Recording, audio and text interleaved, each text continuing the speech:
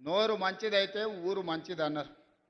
Theta నోరు పెట్టుకొని మాట్లాడిర్రు అనుకో ఏ పని జరగదు. నిన్న మొన్న ఒకటి జూబ్లీహిల్స్లో రిలీజిండు తీట నోరు వేసుకొని, జూబ్లీహిల్స్ ఉప ఎన్నికల రెఫరెండం రేవంత్ రెడ్డి సంగతి తేలుస్తామని. మొత్తం జూబ్లీహిల్స్లో అంతా చెత్తంతా రేవంత్ రెడ్డి తెచ్చిపోసిండు అని చెప్పిండు. ఇల్లు తిరిగిండు, అందరు కడుపులో తలకాయ పెట్టిండు, కాళ్ళకు దండం పెట్టారు. ఇక ఆయన మూతబరి మాటలు చూసిరు.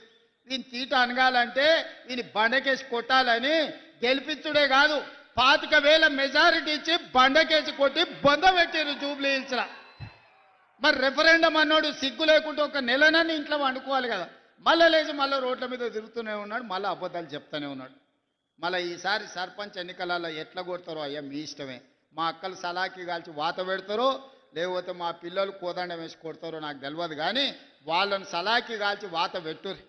2023 అసెంబ్లీలో అధికారం పోయింది, 2024 పార్లమెంటులో గుండుసున్న వచ్చింది.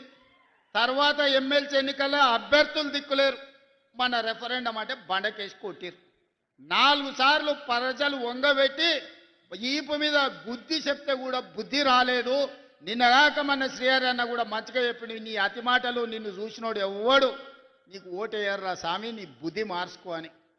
వాళ్ళ బుద్ధి మారినా మారకపోయినా మన అందరం కలిసికట్టుగా ఉండి గ్రామాలను అభివృద్ధి చేసుకుందాం.